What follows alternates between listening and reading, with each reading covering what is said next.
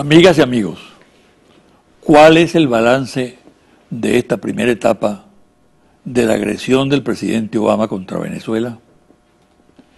Importa hacerlo, aun cuando no sea a fondo, porque sin duda está en desarrollo el proceso que se generó a raíz de la decisión de la Casa Blanca.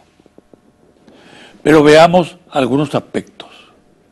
Sin duda que Venezuela reaccionó con serenidad ante la agresión y la nación ha demostrado una vez más su vocación democrática, su capacidad para asimilar provocaciones y para actuar de manera consciente ante cualquier circunstancia. Otro dato que conviene destacar es el carácter patriótico de la reacción. Venezuela ha vibrado de emoción ante el exabrupto de Obama, pero no lo ha dramatizado. Lo asumió como una amenaza real, a la que no hay que subestimar, pero sin histerismo. El hecho ha servido para coaccionar a la opinión pública y para que el gobierno de Maduro actuara con ponderación y firmeza. Otro dato interesante es la solidaridad que ha expresado en el mundo entero a favor de Venezuela. No solo de organismos internacionales, sino de organizaciones sociales, partidos políticos, personalidades, lo cual ha evidenciado que la causa de Venezuela no es solo la de este país, es decir, la de Venezuela, sino universal. Y la posición de Obama es objeto de un amplio repudio, incluso por parte de países, organismos e instituciones próximos a la política de Washington. A lo interno del país, sin duda que lo sucedido ha fortalecido al chavismo, percibido como expresión de la nación agraviada, mientras que la oposición, que adoptó una posición torpe, contraria al interés nacional, sale muy maltrecha de este episodio. Concretando, Venezuela gana este primer episodio de la confrontación que desde hace tiempo plantea el gobierno norteamericano a los venezolanos. Se afianza la institucionalidad, se consolida la democracia y se expande la capacidad de Venezuela para hacer frente a las acechanzas que contra ella se arman internacionalmente, alimentadas por una oposición cipaya, manipulada desde el exterior por poderes que pretenden apoderarse de la riqueza nacional.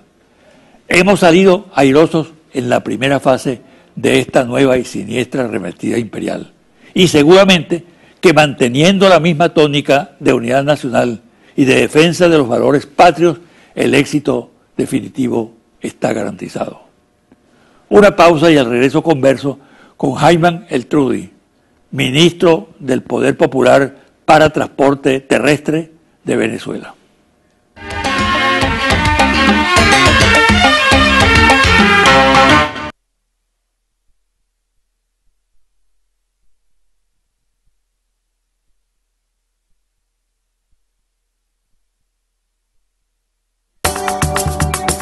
Estás viendo José Vicente Hoy.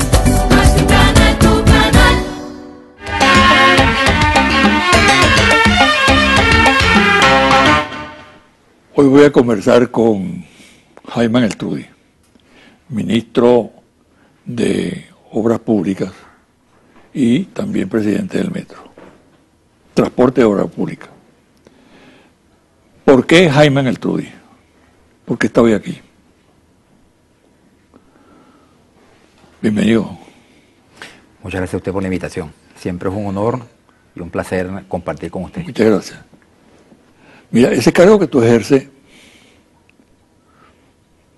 para cualquiera es una silla eléctrica, ¿no? Tú has logrado algo verdaderamente insólito. Un reconocimiento de buena parte de la sociedad. Me consta. No te voy a contar anécdotas porque no vale la pena, ¿no? Pero hay consenso en el sentido de que tú lo vienes haciendo bien. ¿Cuál es la razón Y me deja aparte la modestia, ¿no? La razón por la cual destaca esa obra que tú vienes realizando, que también la atribuyo a un equipo y a una línea del presidente, pero la personalizo también, para que tenga esa repercusión en la colectividad. Nosotros hemos tenido la fortuna de tener escuela de Hugo Chávez, quien nos inculcó extraordinarios valores y principios que ahora están muy profundamente arraigados en nosotros. Entre ellos, la importancia de poder atender las urgencias, las necesidades más sentidas de la población, pero siempre con una perspectiva, una orientación estratégica. Para ello es fundamental el hacerse de un plan que permita bien orientar la direccionalidad del rumbo. ¿Cuál es el plan? Bueno, nosotros desde que llegamos elaboramos el plan rector del Ministerio de Transporte Terrestre a 6 años. Y desde... ¿Está inscrito en el Plan de la Nación? Sí, sí, sin lugar a duda. Con marco, el Plan de la Patria, nosotros formulamos este plan que se asienta en 4 pilares fundamentales. El pilar de las infraestructuras, el pilar del mantenimiento, el pilar de la movilidad y el pilar de la seguridad vial. Y no hay un solo día de nuestro periplo en estas responsabilidades que no estemos siempre aludiendo y consultando a ese plan. Un plan que además se ha hecho acción gracias al apoyo resuelto, decidido del presidente Maduro, quien es un conocedor de este tema y nos aupa permanentemente a que dinamicemos con mayor estímulo todas y cada una de las acciones que estamos desarrollando. Y el acompañamiento no solamente en la aprobación de recursos, que es muy importante, sino en la construcción propiamente de la política que estamos implementando. Luego, el plan, la procura de los recursos, la disciplina, la orientación estratégica y el equipo que hemos logrado conformar sin ningún tipo de pluritos, incorporando al equipo personas que están claramente identificadas con el proyecto revolucionario u otras que, aún no estándolo, pueden tributar desde el punto de vista técnico, sin miramientos, tal como también lo hemos hecho en algunas ocasiones al implementar proyectos que en el pasado fueron enunciados, que no se dio continuidad, que no se materializaron y que ahora los hemos desempolvado, por así decirlo.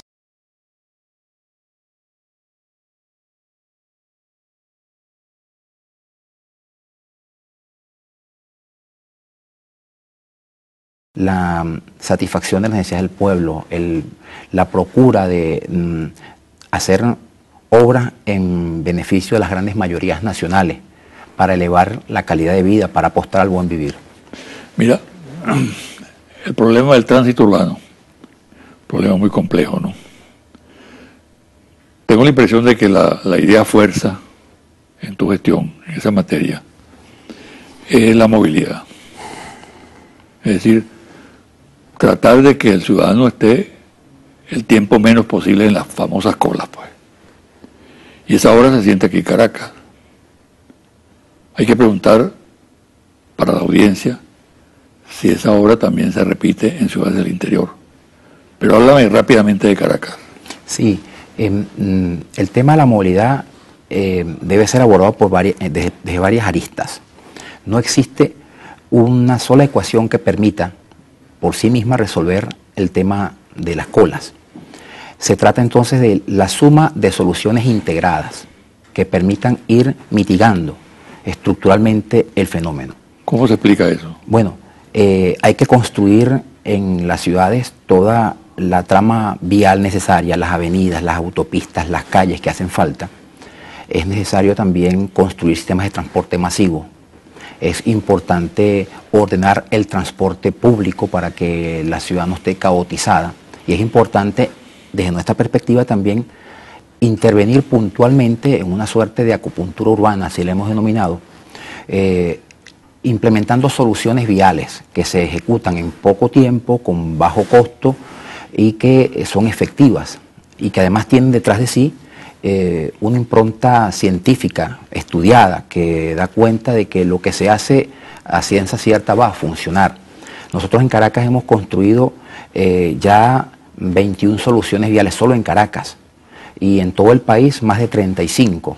Este año vamos a adicionar unas 55 soluciones más, de las cuales 18 se van a construir en Caracas. ¿De qué tipo esas soluciones? Bueno, las podemos apreciar acá. Avenidas, calles. Sí, esta primera lámina que mostramos es la ampliación de la autopista Francisco Fajardo, que ha venido a resolver en el oeste de la ciudad un tema de embotellamiento crónico, ¿no? Crónico que padecía ese sector. Luego estamos acometiendo obras que tienen que ver con construcción de elevados, con construcción de puentes, con accesos, viaductos, rampas de interconexión y todas ellas, como le decía, son sujetas preliminarmente a un estudio de cola que tiene que ver con contar cuántos vehículos pasan y modelar el comportamiento futuro si se aplicase una u otra opción de ingeniería que se plantean. Y cuando se toma la decisión, la construcción luego también incide para abaratar los costos de hacerlo lo menos traumática posible, porque vaya usted a ver la cantidad de dificultades que supone construir en una ciudad tan viva como Caracas o en las principales ciudades del país obras de magnitud como esta. Permíteme mostrarle esta otra lámina. Aquí estamos nosotros ampliando ahora también la autopista Francisco Fajardo, pero al oeste de la ciudad. Y se pueden apreciar que apenas hay 2 canales que se emplean actualmente. Nosotros vamos a ampliarlo a 4 canales. Y es que por sentido común había que hacerlo, porque la autopista Fajardo, por varios tramos, tenían 2 canales, en otros 3 canales, en otros 4 canales, y luego en una no muy continua delimitación de los circuitos de circulación, se presentaban embotellamientos. La idea es hacerla homogénea al 100% y es lo que estamos haciendo ahora mismo. Eso es sentido común. Como es de sentido común construir los 11 puentes que ya construimos sobre el río Guaire. Caracas tenía apenas 20 puentes que atravesaban de norte a sur la ciudad. Nosotros en menos de un año y medio construimos 11 puentes más y eso le ha permitido tener un mejor nivel de desahogo a la ciudad. Ahora, mejora el transporte, vamos a decir, individual, ¿no? Pero el transporte colectivo, por ejemplo, que es un dolor de cabeza. No, también se ve beneficiado porque, a ver, el 80% de la población venezolana se moviliza en tan solo el 20% de los vehículos que existen en el parque automotor nacional. Y en camioneticas, en busetas, en taxis, en mototaxis, las personas también disfrutan de los beneficios de tener una solución vial. Fíjese usted, en Caracas, solamente en Caracas, luego me referiré al resto del país, nosotros hemos construido estas 21 soluciones, como les digo, y más de 1.200.000 vehículos al día transitan a diario por esas soluciones viales. Eso es más del 60% de los vehículos que hay en Caracas. Es decir, que estamos impactando al 60% de la población en cuanto a reducir el tiempo de cola. Y eso es, bueno, una cantidad muy importante de habitantes que se benefician. Luego, como quiera que el plan piloto arrancó en Caracas y fue exitoso, lo hemos ahora proyectado hacia el resto del país. Y hemos tenido importantes inauguraciones, para citar algunas. Hace poco inauguramos en San Cristóbal el distribuidor Puente Real. Venimos a inaugurar el distribuidor San Mateo en el estado Aragua. Venimos a inaugurar un sistema de distribuidores en Cumaná, en la Gran Mariscal de Ayacucho. Estamos inaugurando el distribuidor Los Robles en Margarita. Y todos esos sitios donde hemos intervenido padecían, bueno, lo que las ciudades en crecimiento padecen si no se planifican. Y es el tema de un tráfico denso que ameritaba, bueno, una intervención y oportunamente las hemos identificado y la estamos implementando. Tú eres presidente del metro. Sí. ¿Cuál es la situación en este momento del metro? Se Bueno, atribuyen muchas fallas y problemas, ¿no? Algunos acumulados y otros nuevos. Bueno, el metro de Caracas es el principal sistema de Pero no transporte solamente el de público del Caracas, país. también se está construyendo el de Valencia. Sí, sí, solo que Maracaibo. faltaba el metro de Caracas porque soy Sí. el presidente del metro de Caracas. Pero el metro de Caracas, como le decía, a diario recibe 2.200.000 personas que lo utilizan. Y fue diseñado, cuando se construyó, para atender a unas 700.000 personas. Es decir, que por 3 estamos nosotros atendiendo una demanda que, por cierto, es cada vez más creciente. Entre otras cosas, por el empeño de nuestra política de plena inclusión al establecer sistemas de pasajes preferenciales que benefician a las mayorías que lo emplean. En el metro de Caracas estamos haciendo un plan de expansión muy importante, así como en casi todos los sistemas de transporte del país. Fíjese, este año vamos a inaugurar la primera estación de la línea 5 del metro de Caracas en Bellomonte. Eso va a ser en el tercer trimestre de este año, ya en pocos meses. Luego también vamos a inaugurar el 4º sistema teleférico que se construye en la ciudad capital, el Metrocable de La Dolorita, para atender esa importante parroquia del municipio de Sucre, el estado Miranda. Ya tenemos el Metrocable San Agustín, el Metrocable de Mariche, el cable tren de Petare, y ahora tendremos este también en el tercer trimestre de este año. Vamos a iniciar las pruebas del sistema Caracas-Guarenas-Guatire en las ciudades de Guarenas y de Guatire, con trenes que van a empezar a hacer las pruebas piloto en el tramo elevado de ese sistema. También en el metro de Los Teques, que está interconectado al metro de Caracas, vamos a inaugurar este año una nueva estación, la estación Ayacucho. Por cierto, que también hoy está arribando al país y estamos desembarcando uno de los trenes modernos que vamos a inyectar al sistema metro de Los Teques. Por cierto, también aprovecho para informar que en el metro de Valencia, salimos ahora de la ciudad capital, antes de que finalice el mes de abril, inauguraremos 2 estaciones de la línea 2, la estación Rafael Urdaneta y la estación Francisco de Miranda. Y además estamos recibiendo e inyectando, al finalizar Semana Santa, 3 nuevos trenes que van a alimentar a la flota del ferrocarril de los Valles del Tuy. Y en el estado Mérida estamos finalizando también por el mes de mayo-junio toda la línea 1 del trolebús de Mérida. Fíjese usted que estos son importantes anuncios de inversión pública en materia de transporte masivo que el gobierno bolivariano hace, y que en medio de las dificultades económicas de esta coyuntura que padecemos ahora, bueno, el presidente Nicolás Maduro ha asignado ingentes cantidades de recursos para que la política contracíclica en lo económico rinda frutos, las obras avancen, se generen empleos y se dinamice todo el aparato productivo y económico que está detrás del tema de las infraestructuras. Vamos a hacer una pausa, Jaime. Ya regreso. Esta política, desde el punto de vista vial, ¿no?, comunicacional, es muy importante. Pero presumo que tiene un trasfondo social, que tiene que ver, por ejemplo, con los transportistas, su situación, los créditos que se les pueden otorgar y otros aspectos del problema. Al regresar vamos a abordarlo. Con gusto.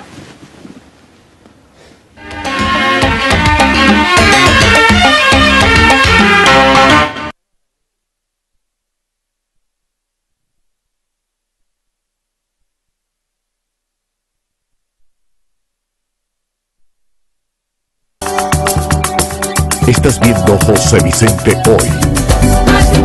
Tu canal.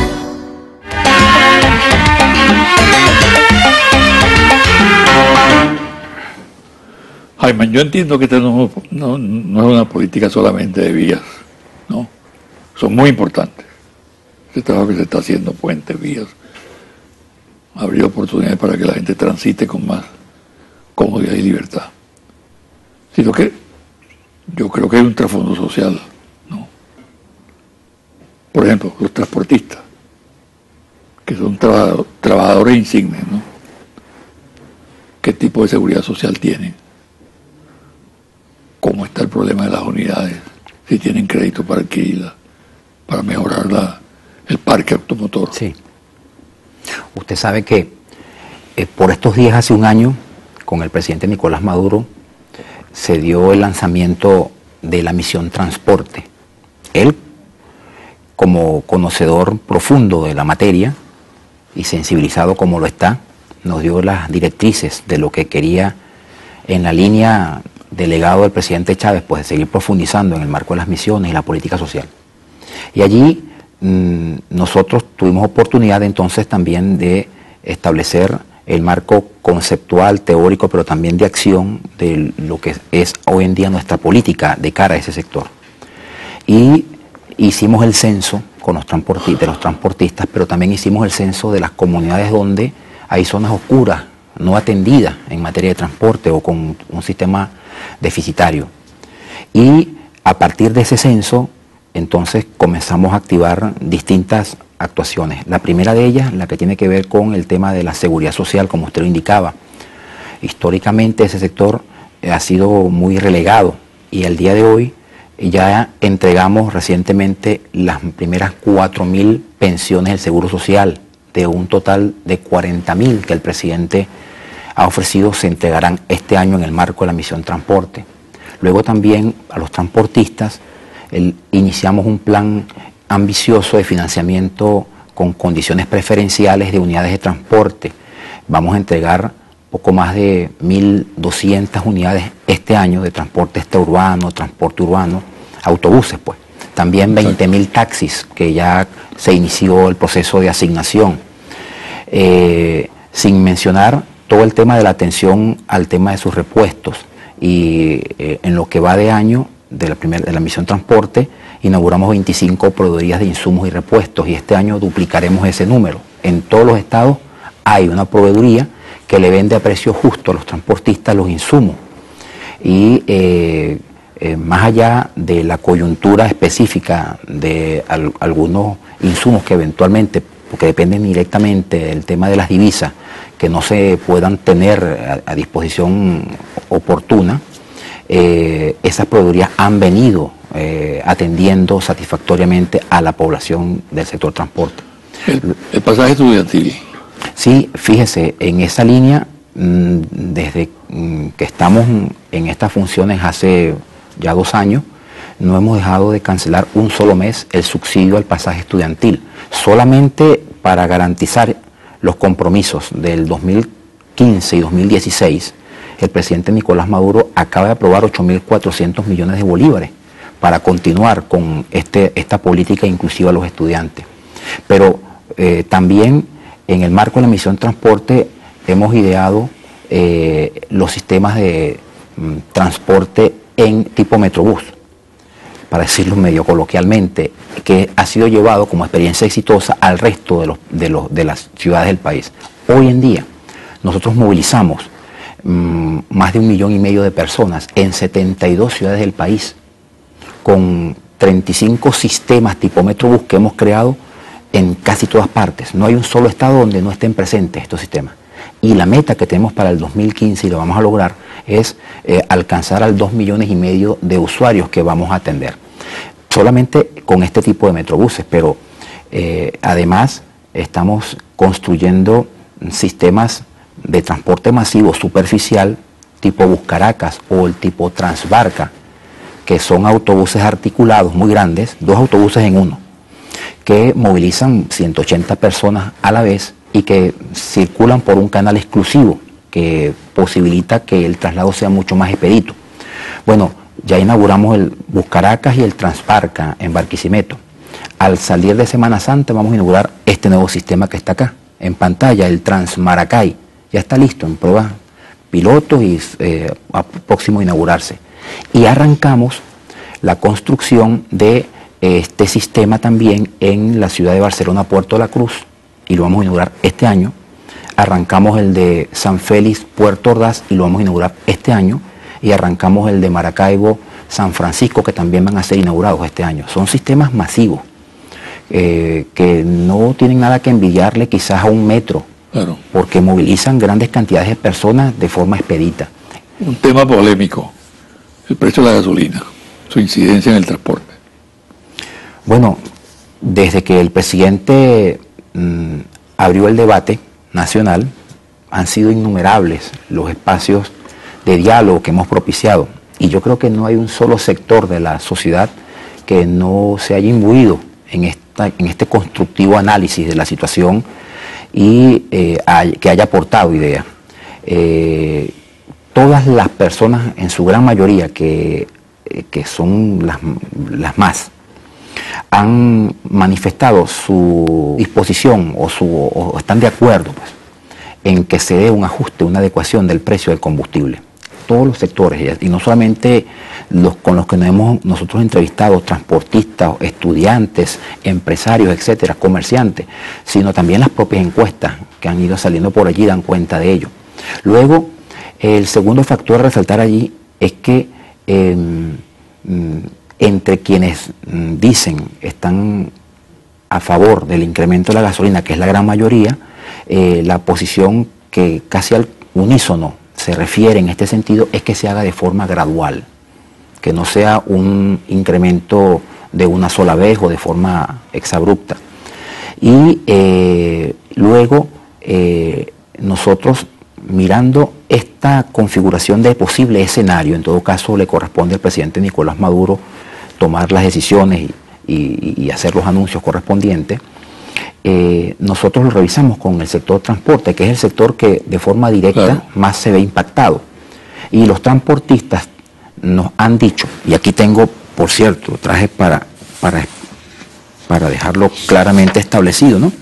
En estas minutas de acuerdo con el sector de transportistas, este es el caso del sector de transporte público, y en esta otra minuta de acuerdo firmado con todos los representantes, cámaras, etcétera, del transporte de carga, ellos han referido que si se da el escenario de la adecuación de los precios del combustible de forma escalonada, de forma gradual, su estructura de costo no se ve impactada, dada la distorsión tremenda que hay claro, en los precios, y que entonces no sería necesario un ajuste adicional de las tarifas del transporte público ni de los fletes.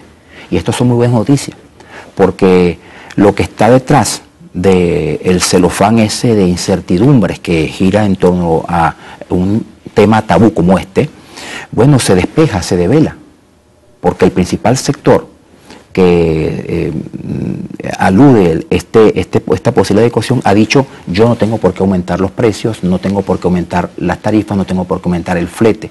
Si esto es así, luego no hay forma de que impacte en la estructura de costo de la producción de cualquier bien o cualquier servicio, porque además los trabajadores no le van a demandar ni a los comerciantes ni a los productores que se les dé un alza de salarios porque supuestamente aumentó el transporte. Es decir, la cadena, la espiral, posible espiral de aumento de precios, bueno, en su punto inicial es detenida.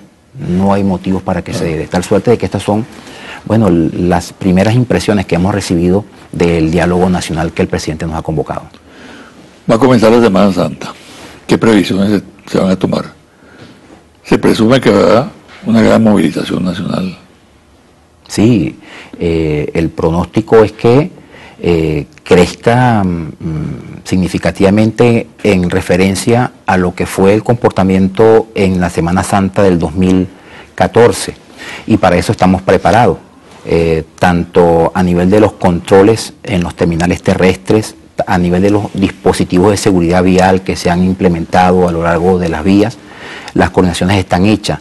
Además, hemos habilitado todo el sistema de transporte público que ha creado la revolución para que le preste beneficio a los temporadistas. Y siempre en estas zafras de asueto, bueno recordar la importancia de el acatamiento a las disposiciones de ley, a las normas de tránsito y a la prudencia, sobre todo a la prudencia de quien maneja, para que prevalezca el esparcimiento sano por encima de la tragedia.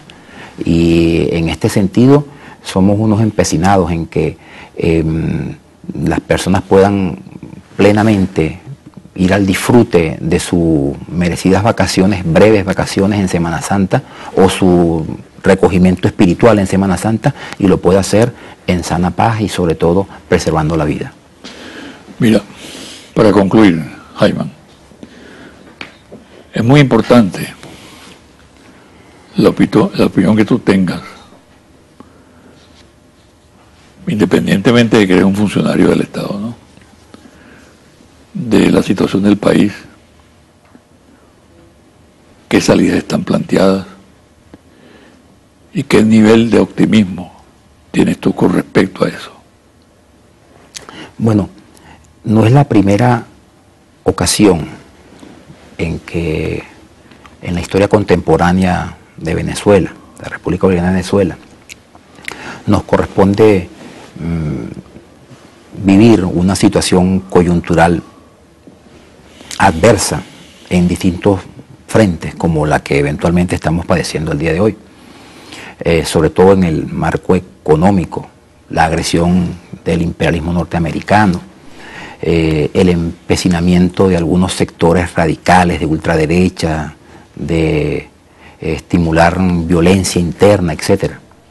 Pero como en otras ocasiones, yo siento que la fuerza espiritual, organizada además, muy politizada desde el punto de vista de la conciencia que ha adquirido las mayorías nacionales, van a final de cuentas a establecer la agenda política y económica de los próximos años.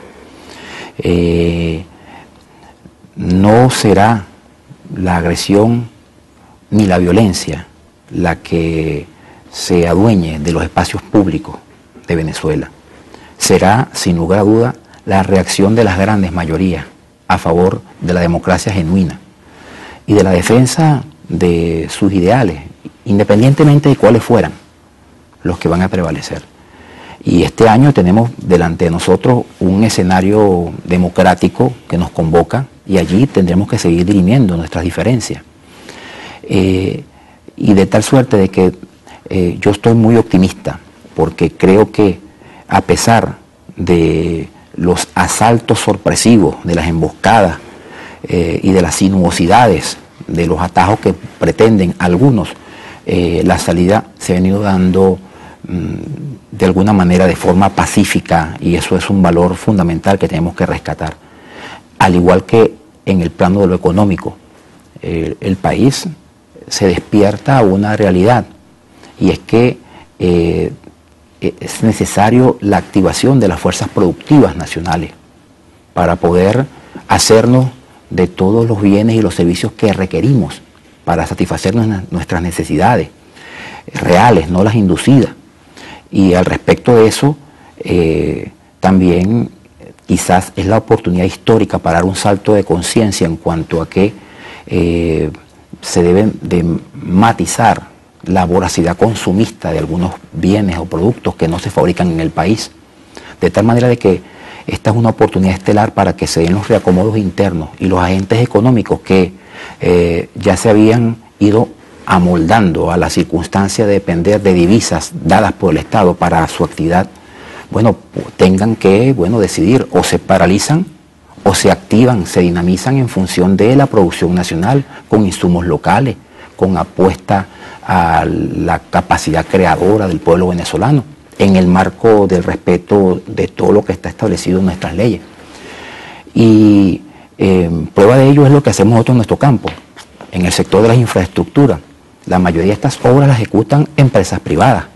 Nosotros hemos fortalecido una empresa pública, Bixucre, que rinde dividendos, y que gracias a esos dividendos, por ejemplo, pagamos la nómina de 5.000 trabajadores, que son los que a diario desmalezan y limpian las vías que nos corresponde atender a nivel nacional. Para eso no pedimos créditos adicionales, esos recursos los generamos directamente con una empresa pública. Bueno, es parte de nuestra inventiva, pero con los actores privados con los que participamos, nos consorciamos, los contratamos, etc.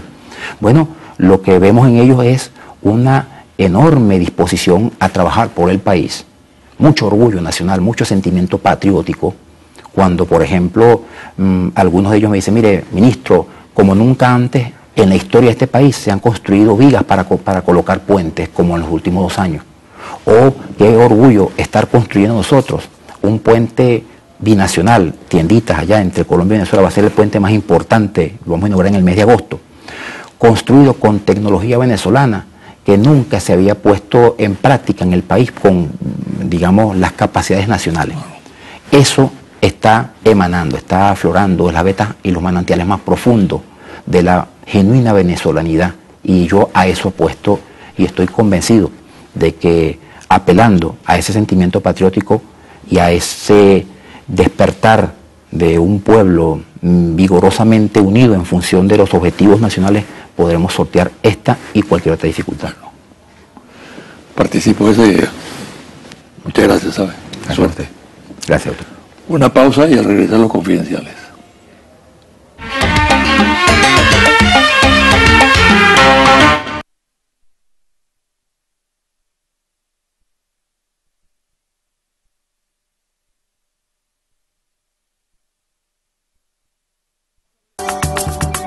Estás viendo José Vicente Hoy.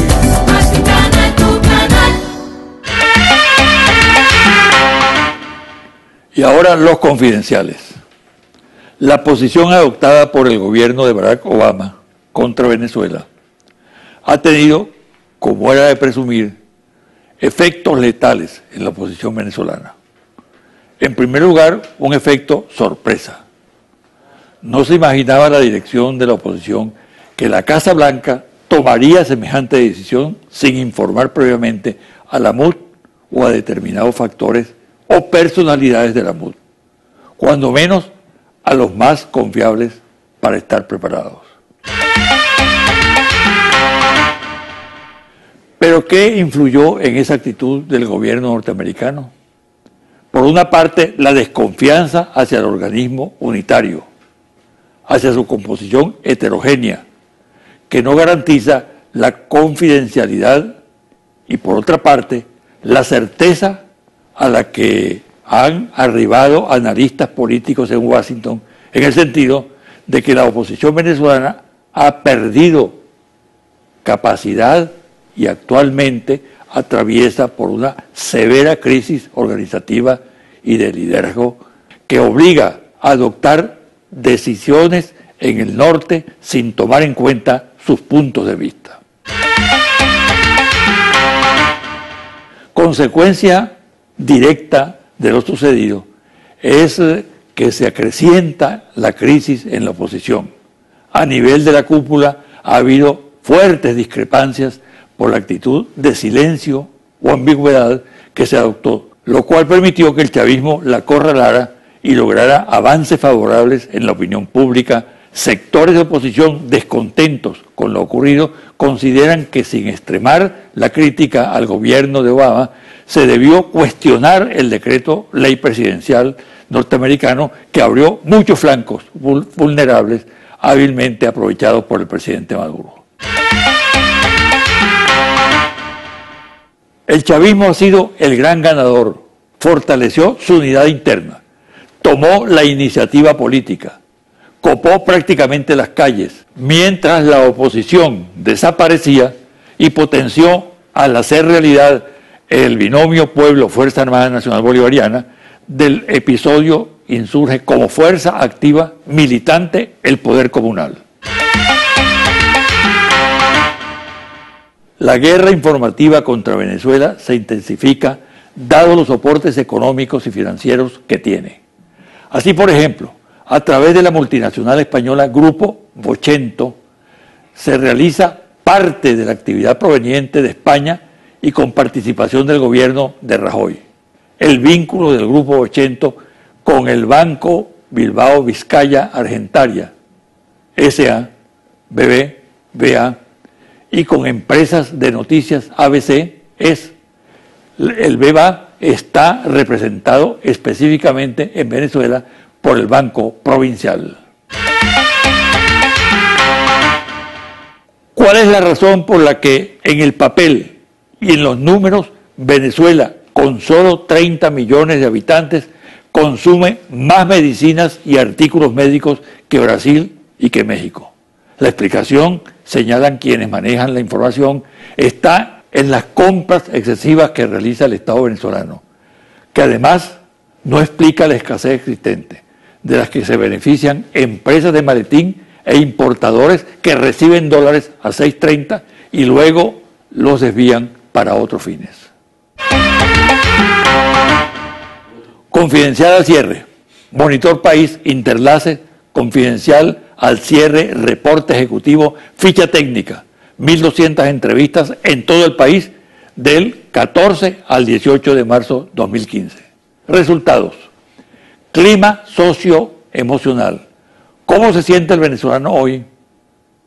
Dígame cuál de estas palabras describe mejor su actual estado de ánimo. Optimista 65%, entre paréntesis, marzo 2015. Optimista 61% en enero 2015. Pesimista 34%, marzo 2015. Pesimista 38%, enero 2015. No sabe, no responde 1%, marzo 2015. No sabe, no responde 1%, enero 2015. Dígame cuál de estas palabras describe mejor su actual estado de ánimo. Feliz 61%, marzo 2015. Feliz 60%, enero 2015. Triste 35%, marzo 2015. Triste 37%, enero 2015. No sabe, no responde 4%, marzo 2015. No sabe, no responde 3%, enero 2015. Dígame cuál de estas palabras describe mejor su actual estado de ánimo. Tranquilo, 64%, marzo 2015. Tranquilo, 57%, enero 2015. Confundido, 34%, marzo 2015. Confundido, 41%, enero 2015. No sabe, no responde 2%, marzo 2015. No sabe, no responde 2%, enero 2015. Dígame cuál de estas palabras describe mejor su actual estado de ánimo. Contento, 52%, marzo 2015. Contento, 44%, enero 2015. Molesto, 45%, marzo 2015. Molesto, 53%, enero 2015. No sabe, no responde un 3%, marzo 2015. No sabe, no responde 3%, enero 2015. Dígame cuál de estas palabras describe mejor su actual estado de ánimo. Confiado, 36%, marzo 2015. Confiado, 32%, enero 2015. Preocupado, 63%, marzo 2015. Preocupado, 67%, enero 2015. No sabe, no responde 1%, marzo 2015. No sabe, no responde 1%, enero 2015. Análisis. Con respecto a enero pasado, se elevan los niveles de optimismo y esperanza, tranquilidad y confianza, que es lo que recogen los números que leí anteriormente.